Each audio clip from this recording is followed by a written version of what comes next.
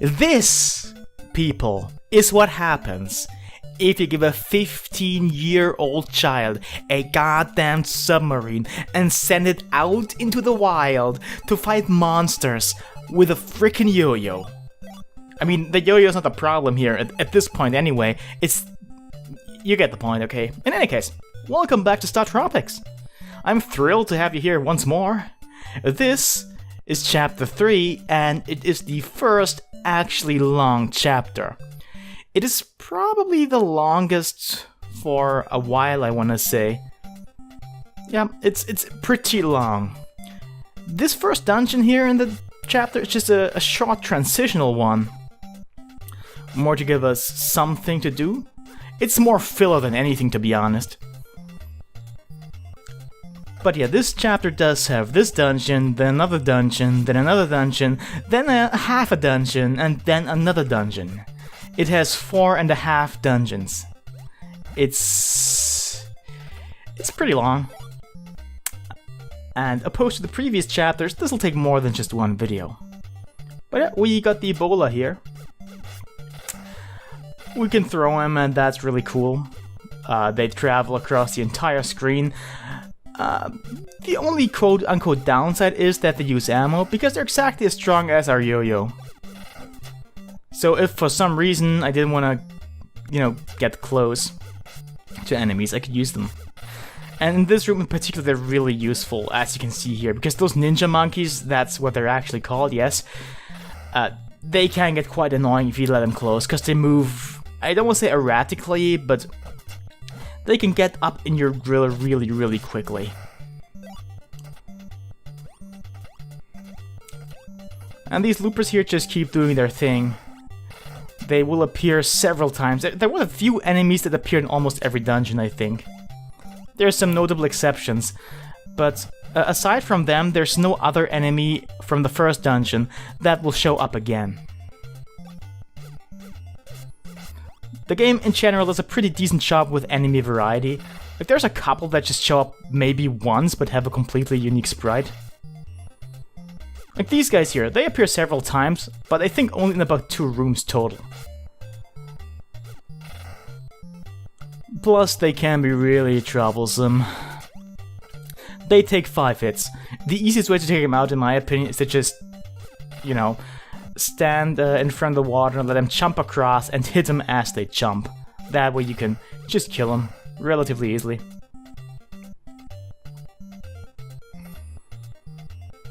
Ah, look at this, stairs up. I'm sure this is gonna lead you onwards to progress. Well,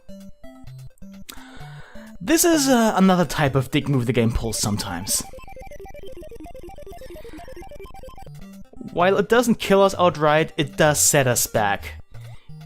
If I did not use rewinding powers or, well, let's be honest, it's a save state. If I didn't use that, I would have to go through the entire dungeon again. Sometimes there's at least some hearts in that room, so you could technically grind yourself back up to full health, but there's no need here, because before the dungeon, there's a free health refill, and after the dungeon, there's a free health refill, so it's not here. And this is Miracola, as opposed to Coca-Cola. Well, not as opposed to exactly like Coca-Cola, we have to talk to everybody here before we can progress. And this is actually the one town in the game where I just couldn't find that one guy I needed to talk to, and I couldn't really figure out which one I missed ever. Which seems laughable now, because if I just talk to everybody I see on my way, that's not a problem. No one is really hidden. The only guy that's kind of hidden, well, you should find him really quickly if you happen to not be able to progress, because he's just a bit out of the way, not straight up obstructed or anything. And yeah, this is Miss Mira. You can talk to her and tell her she's the prettiest or not, and she'll call you really honest if you tell her she's the prettiest.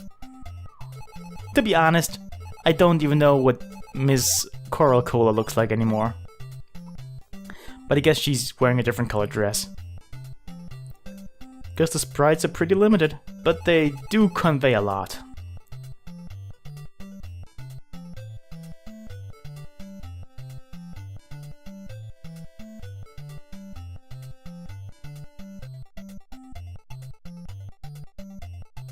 But we were clever enough to meet everybody on our way here. So now we can hang out with a chief like that guy.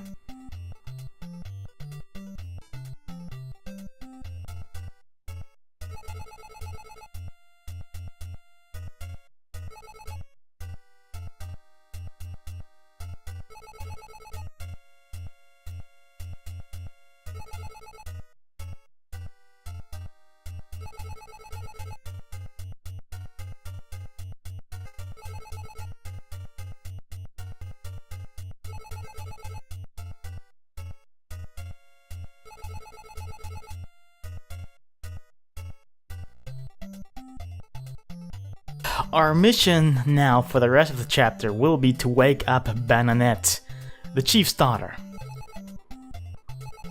She's right in here and we can talk to her, well, you can't talk to her because she's asleep, but we can visit her. There's no real reason to do so because we don't get any new information here. But I think you need to come in here before the game actually lets you leave the village for the back exit, because hey, that's where progress lies.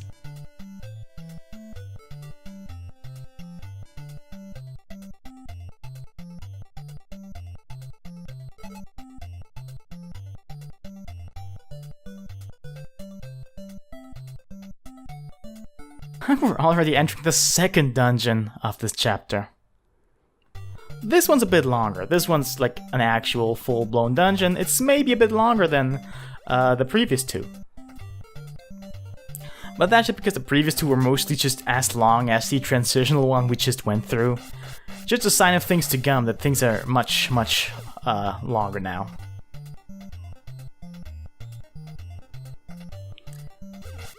Ah, yes, one of my favorite gimmicks in video game history, the dark rooms.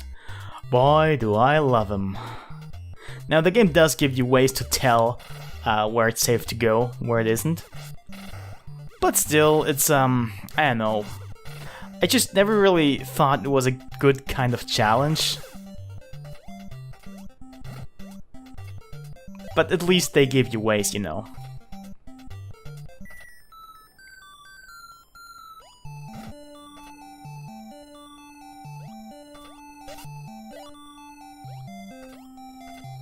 We didn't get to see it here because my sprite was obstructing it, but that was just a medicine, so we can heal ourselves. Yep. In addition to our trusty baseball bat, which we already know and love, I got a slingshot. The slingshot is pretty cool because it just has a really long range, and it also kinda does more damage than our yo-yo. And that almost killed me. The time here is pretty tight to get across there. And if you can imagine, just touching the water will kill you, because Mike can't swim. Alas, I'm not sure if it's actually ever stated that he can't swim, but it's the only real explanation.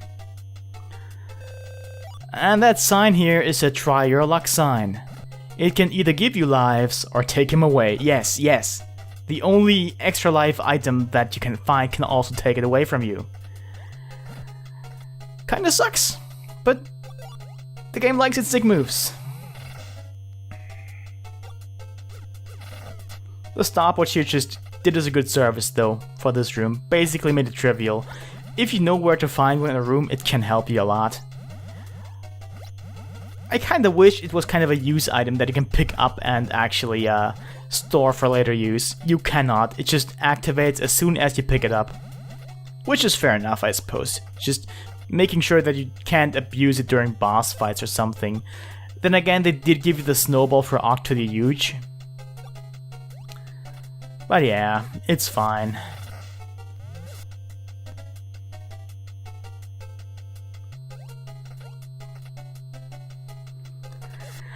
Ah, yes.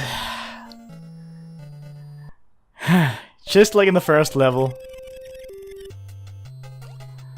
But well.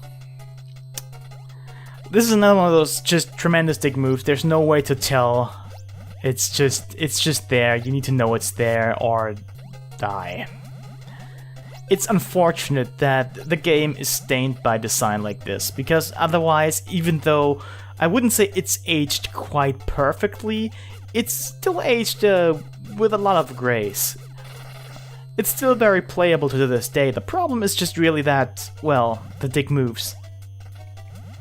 No one likes them. I'm not sure what they thought, but eh. Not gonna dwell on it now. I get a chance to do that later.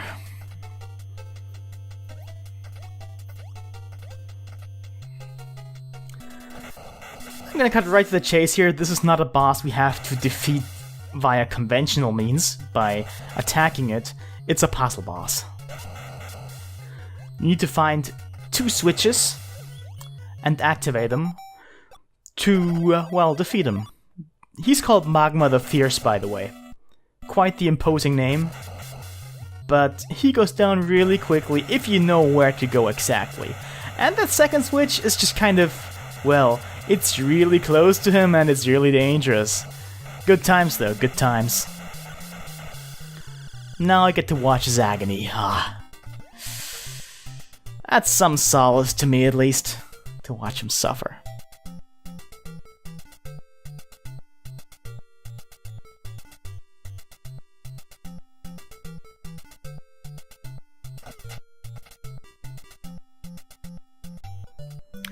Alright, we've done this, and since this chapter is so damn long, I'm gonna cut it short here, and instead we will see at least one more dungeon next time. So see ya then, goodbye.